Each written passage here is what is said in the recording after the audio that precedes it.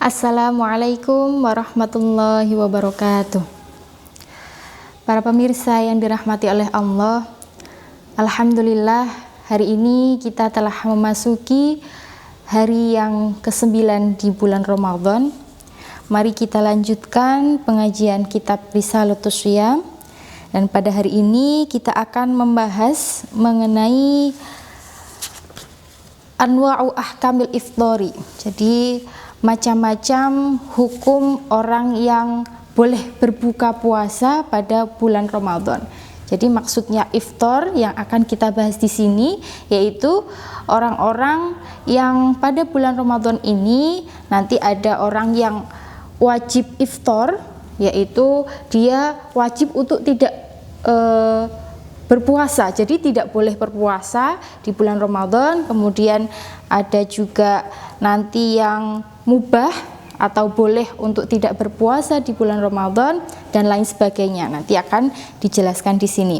Kalau bahasa Jawanya itu macam-macam utawa warnane mokah ing wulan Ramadan. Jadi pihak-pihak atau orang-orang yang pada bulan Ramadan ini diperbolehkan untuk tidak berpuasa.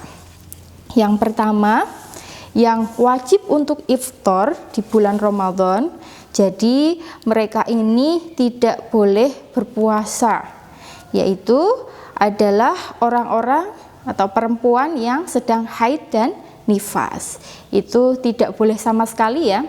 Meskipun mungkin nanti ada orang yang wah saya itu tidak biasa kalau tidak berpuasa. Nah itu tetap tidak boleh. Jadi wajib untuk iftar, tidak boleh berpuasa di bulan Ramadan ini. Di bulan-bulan yang lainnya pun orang yang haid dan orang yang nifas, yaitu yang pasca melahirkan ya, yang masih mengeluarkan darah pasca melahirkan, itu tidak boleh berpuasa.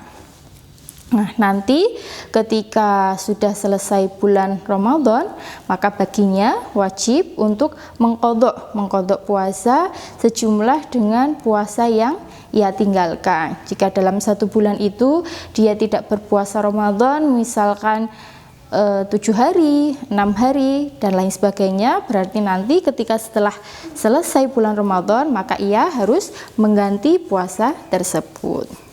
Selanjutnya, poin yang kedua yaitu orang-orang yang mubah, orang-orang yang jaiz atau yang boleh iftar di bulan Ramadan, tidak boleh tidak berpuasa di bulan Ramadan. Ini ada 2 poin, yaitu musafir dan orang yang sakit. Yang pertama, musafir itu diperbolehkan tidak berpuasa di bulan Ramadan, tentunya dengan syarat-syarat yang sudah ia penuhi. Misalnya seperti dia sudah mencapai minimum bepergian. Jadi di dalam fikih dijelaskan bahwa minimum orang bisa mendapatkan rukhsah musafir itu ketika dia sudah melakukan perjalanan lebih dari 90 km. Selanjutnya dia dalam bepergiannya tersebut juga tidak dalam rangka kemaksiatan. Nah itu dia boleh tidak berpuasa, dia boleh iftar. Nah nanti ketika sudah selesai bulan Ramadan, dia wajib untuk mengqadhanya. Nah poin yang selanjutnya yaitu orang-orang yang sakit. Nah di sini orang-orang yang sakit itu dijelaskan di kitab Risalatus Shiyam ini ada 3 macam ya. Jadi ada yang sakitnya itu nanti jaiz, diperbolehkan untuk iftar, ada yang itu nanti sampai kepada tingkatan wajib untuk iftar, tapi ada juga yang tidak diperbolehkan untuk iftar. Nah, sakit yang pertama yang diperbolehkan untuk iftar yaitu adalah sakit yang di situ di dalamnya akan timbul dugaan atau dzon bahwa mungkin ketika nanti dia berpuasa, dia itu sakitnya akan lebih parah mungkin. Jadi mengkhawatirkan bagi orang yang berpuasa tersebut. Nah itu dia boleh ya tidak berpuasa. Nah kategori sakit yang kedua yang itu bahkan wajib hukumnya untuk dia iftar, tidak boleh berpuasa maksudnya itu adalah orang yang sudah nyata kondisi parahnya sakitnya.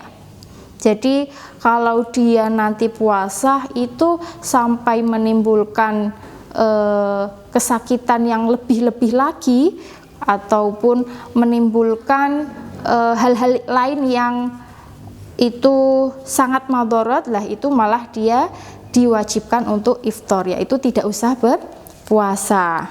Kalau tadi yang pertama itu kan jais. Nah, jais itu masih dalam kondisi dzon, jadi prasangka bahwa nanti ketika dia berpuasa dikhawatirkan bla bla bla. Nah, hukum yang kedua ini wajib untuk iftar karena memang sudah nyata bahwa itu akan menimbulkan kemadharatan jika tetap melakukan puasa. Nah, yang terakhir ini adalah sakit yang tidak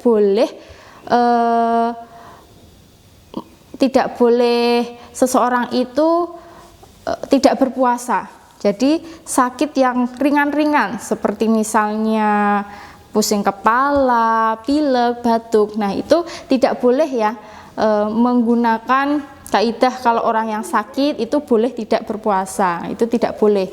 Orang yang sakitnya ringan tidak boleh untuk menggunakan kaidah ini. Nah, ini hanya diperbolehkan bagi orang-orang yang sakitnya itu sudah sakit parah dan sakit di mana ketika nanti dia berpuasa akan menimbulkan madharat yang lebih. Kemudian yang ketiga, di sini ada juga orang yang dia itu tidak berkewajiban berpuasa, tidak berkewajiban untuk iftar, tidak juga mubah untuk iftar, tidak juga haram dan juga tidak makruh, yaitu orang yang gila. Jadi orang gila itu kan tidak mempunyai kewajiban hukum ibadah apapun ya. Jadi untuk masalah iftar ini dia tidak wajib iftar, tidak juga mubah, haram, makruh tidak. Dia tidak dibebani ibadah apapun. Tapi itu naudzubillah min dzalik.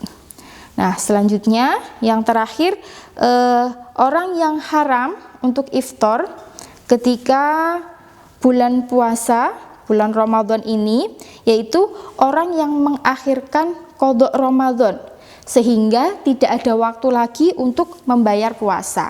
Jadi misalnya ada seseorang yang masih mempunyai hutang puasa di bulan Ramadan lalu, masih ada 2 hari tanggungan puasa misalkan. Nah, posisi itu sudah tinggal 2 hari lagi menuju Ramadan selanjutnya. Taruhlah tanggal 29 dan 30 Sya'ban. Nah, di 2 hari ini karena dia masih mempunyai 2 hutang puasa, maka dalam kurun waktu 2 hari ini dia tidak boleh iftar, tidak boleh membatalkan puasanya. Harus menyelesaikan sehingga jangan sampai itu nanti masuk ke Ramadan yang selanjutnya. Karena nanti ketika ada seseorang yang dalam waktu setahun tidak membayar hutang-hutangnya sampai datang Ramadan lagi, itu nanti akan ada sanksinya tersendiri menurut fikih. Nah, sekarang kita masuk ke pembahasan bagaimana cara untuk mengganti puasa yang ditinggalkan ketika Ramadan. Yang pertama di sini ada wujubu qadha'i shaum ma'al fidyah. Jadi kewajiban untuk mengqadha puasa serta membayar fidyah. Mengqadha puasa nanti setelah selesai Ramadan dan membayar fidyah yaitu memberikan makanan kepada para fakir miskin sesuai dengan hari yang ditinggalkan. Kemarin di episode 8 sudah dijelaskan bahwa membayar fidyah itu senilai 0,6 kg ya. Jadi 6 ons kalau makanan pokok kita kan beras, jadi itu nanti 6 ons diberikan kepada para fakir miskin sesuai dengan jumlah puasa yang ditinggalkan. Nah, orang-orang yang wajib qadha dan fidyah itu yang pertama, ala man akhara qadha Ramadan hatta ya'tiya akharu. Jadi orang yang mempunyai hutang di bulan Ramadan, kemudian sudah sampai bulan Ramadannya lagi, dia tidak menyelesaikan hutang puasanya. Jadi sudah terlewat 1 tahun hutang puasanya di bulan Ramadan kemarin, terus kok ternyata di bulan Ramadan yang baru lagi itu dia belum menyelesaikan puasanya. Nah, itu dia berkewajiban selain qadha kemudian juga membayar fidyah. Nah, kemudian yang kedua, ala man afdhara li khaufin ala ghairihi. Jadi wajibnya qadha dan fidyah itu bagi orang yang meninggalkan puasa karena faktor lain, karena mengkhawatirkan hal lain. Ka ifdhari murdi'in au hamilin, seperti iftornya ibu menyusui atau ibu hamil.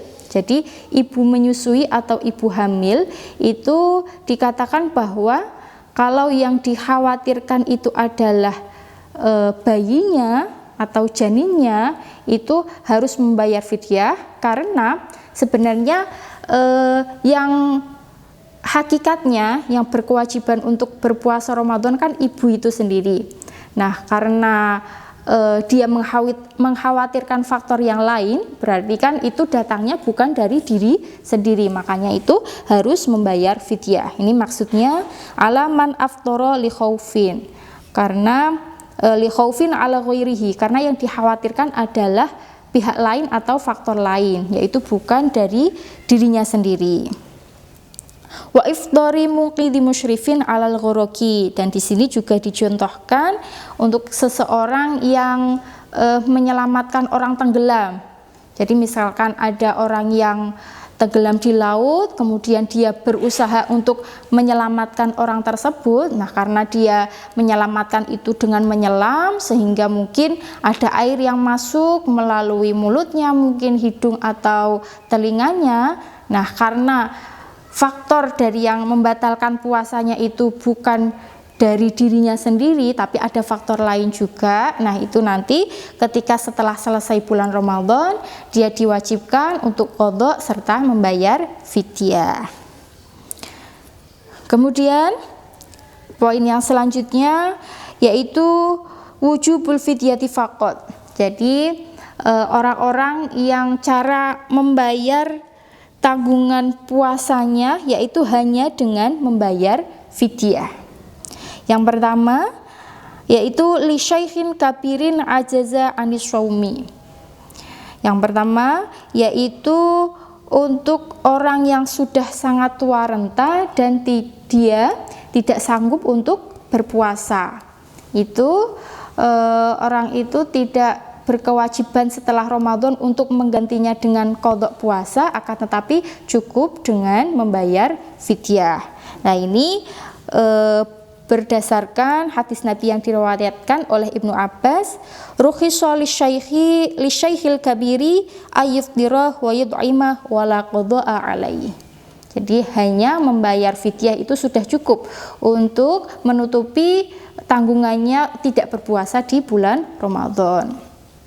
Selanjutnya yang kedua adalah limaridin la yurja bur'uhu, yaitu bagi orang yang sakit dan sakitnya itu mungkin menurut dokter sudah tidak diharapkan lagi kesembuhannya. Jadi sudah kalau diperkirakan tidak akan sembuh. Nah, itu cara membayar hutang puasanya adalah cukup dengan membayar fidyah, tidak harus mengqadha di bulan setelah Ramadan.